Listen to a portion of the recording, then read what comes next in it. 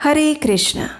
वृंदायै तुलसीदेव्यायै प्रियायै केशवस्य च कृष्णभक्तिप्रदे देवी सत्यवत्यै नमो नमः। हम उन तुलसी महारानी को प्रणाम करते हैं जो कृष्ण भक्ति प्रदान करने वाली हैं। भगवान श्री हरि की अत्यंत प्रिया ऐसी तुलसी देवी मनुष्य के लिए एक विशेष वरदान के रूप में उपस्थित हुई है। वे हमारी भक्ति लता को उगाने के लिए अत्यंत अनुकूल हैं। तुलसी महारानी के गुणगान हमारे अनेक शास्त्रों में गाए गए हैं और वो एक ऐसी प्रत्यक्ष देवी हैं जिन्हें हम अपने आँखों से देख सकते हैं, हाथों से स्पर्श कर सकते हैं, मन से उनकी पूजा अर्चना कर सकते हैं और उनसे विशेष दुर्लभ ऐसा भक्ति का वरदान मांग सकते हैं जो हमसे प्रत्यक्ष सेवा लेने के लिए हमारे सामने आती हैं और थोड़ी सी सेवा, पूजा और भक्ति के माध्यम से प्रसन्न हो जाती हैं। श्रीमती तुलसी महारानी का आगमन भगवान के परम धाम गोलोक वृंदावन से हुआ है और वो भी मनुष्यों का उद्धार करने के लिए, उन्हें भक्ति पथ पर आगे बढ़ाने के लिए और उन्हें अपने सर्वोच्च गंतव्य तक पहुंचाने के लिए। और इसीलिए जो भी मनुष्य अपनी भक्ति साधना पथ में आगे बढ़ना चाहते हैं उनके लिए प्रतिदिन तुलसी देवी की सेवा, पूजा और अर्चना अत्यंत महत्वपूर्ण अंग बताया गया है और इसका उल्लेख हमारे पूर्ववर्ती आचार्यों के ग्रंथों में भी पाया जाता है। जैसे कि श्रील रूप गोस्वामी ने अपने ग्रंथ भक्ति रसामृत सिंधु में तुलसी देवी की विशेष पूजा अर्चना करने का विशेष प्रावधान बताया है। उन्हें भक्ति के 64 अंगों में से एक बताया है। संपूर्ण वर्ष के दौरान तो हम सरलता से तुलसी देवी की पूजा आराधना कर लेते हैं, लेकिन समस्या तब आती है जब सर्दियों का समय शुरू हो जाता है और ऐसे सर्दियों के समय में कई बार हम देखते हैं कि हमारे तुलसी के गमले में जो पौधे होते हैं या तो वो सूख जाते हैं या फिर उसमें काले रंग के कीड़े लग जाते हैं। कई बार तुलसी देवी तो अदृश्य ही हो जाती हैं, ना तो उनकी मंजरियां दिखती है और ना ही पत्ते। तो वैसे शीतकालीन समय में तुलसी देवी की पूजा अर्चना कैसे करनी चाहिए, कैसे हम उनकी विशेष रूप से देखभाल रख सकते हैं और क्या कारण है कि ऐसी ऋतु में तुलसी के पौधे अक्सर सूख जाते हैं, इन सभी बातों पर आज हम चर्चा करेंगे। आज के हमारे इस विशेष वीडियो में हम जानेंगे कि सर्दियों के समय में किस प्रकार हम तुलसी महारानी की देखरेख रख सकते हैं, कैसे हम उनकी सेवा पूजा कर सकते हैं ताकि इस शीतकालीन ऋतु में भी वे स्वस्थ रह सके और हम उनकी निरंतर भक्ति कृपा को प्राप्त कर सके। तो चलिए आज के इस वीडियो को आरंभ करते हैं। सबसे पहले तो हम ये समझ लें कि सर्दियों में तुलसी के पौधे सूख जाने के मुख्य 4 कारण हो सकते हैं। पहला, तुलसी को रात्रि के समय में खुले स्थान पर छोड़ देने के कारण। दूसरा, तुलसी के पौधे को योग्य मात्रा में सूर्य प्रकाश और हवा न मिलने के कारण। तीसरा, बहुत अधिक या बहुत कम पानी मिलने के कारण। और चौथा, इस ऋतु में लगने वाले कीड़ों के कारण। तो चलिए अब हम ये देखते हैं कि इसका समाधान क्या है। हम सब जानते हैं कि तुलसी के पौधे उष्णकटिबंधीय प्रदेश में पाए जाते हैं, इसलिए अधिक सर्दियों के समय में वे सूख जाते हैं।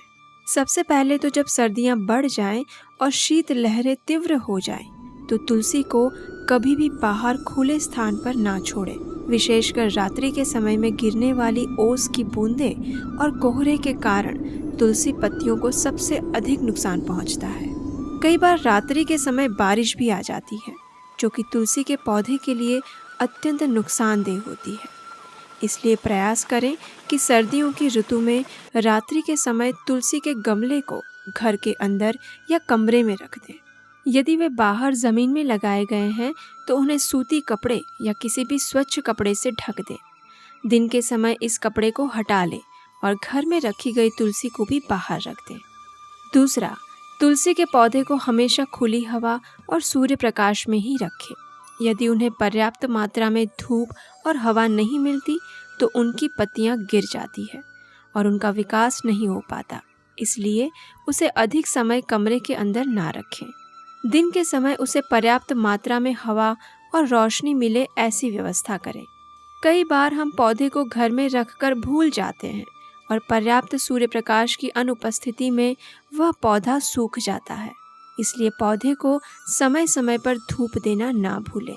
तीसरा, शीत ऋतु में तुलसी के पौधे को अधिक पानी की आवश्यकता नहीं होती, इसलिए उसमें उतना ही पानी डालें जिससे कि मिट्टी गीली हो जाए और उसकी जड़ें नम रहें। तुलसी के गमले में या ज़मीन में अधिक पानी भर देने के कारण भी पौधे को नुकसान होता है, इसलिए निश्चित मात्रा में ही पानी दें।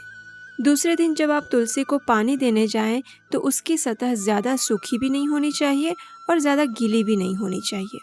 आपकी तुलसी में अधिक जल है, इसका एक लक्षण ये भी होता है कि उसकी पत्तियां हल्के रंग की हो जाती है और ताज़ी पत्तियां भी गिरने लगती है। चौथा, तुलसी का पौधा मिट्टी के द्वारा श्वास लेता है, इसलिए कुछ समय बाद मिट्टी कठोर हो जाती है और जल सोखने की उसकी क्षमता पर इसका प्रभाव पड़ता है। परिणाम स्वरूप जड़ में हवा का आवागमन रुक जाता है। इस स्थिति को सामान्य करने के लिए चम्मच या किसी ऐसे साधन द्वारा लगभग आधा इंच मिट्टी खोद लें और मिट्टी के गट्ठों को तोड़कर ज़मीन को फिर से समतल कर दें। लेकिन ध्यान रखें कि ऐसा करते समय तुलसी की जड़ों को नुकसान ना पहुंचे।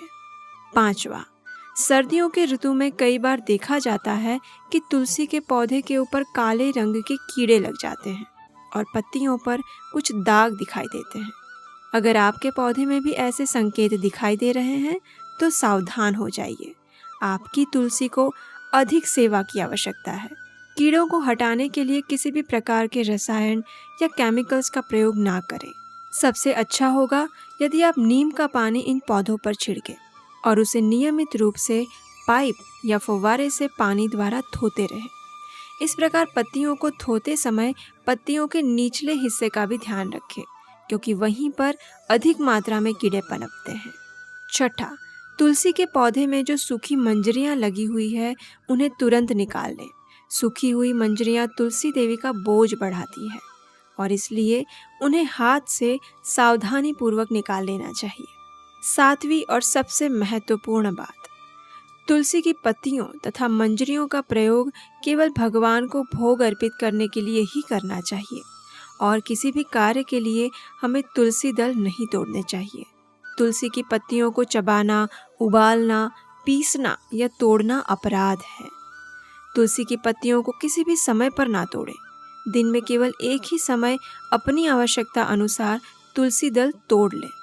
सुबह 7 से 9 बजे का समय तुलसी को जल देने के लिए और पत्तियां तोड़ने के लिए आदर्श माना गया है।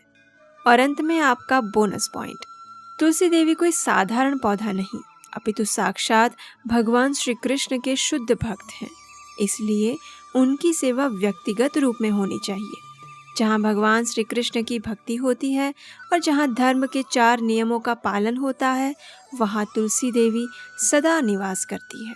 इसलिए भगवान के प्रति आपकी भक्ति में जितनी तीव्रता और निष्ठा बनी रहेगी ना, उतनी ही तुलसी देवी की कृपा आप पर बनी रहेगी और वे कभी भी आपके घर को छोड़कर नहीं जाएगी।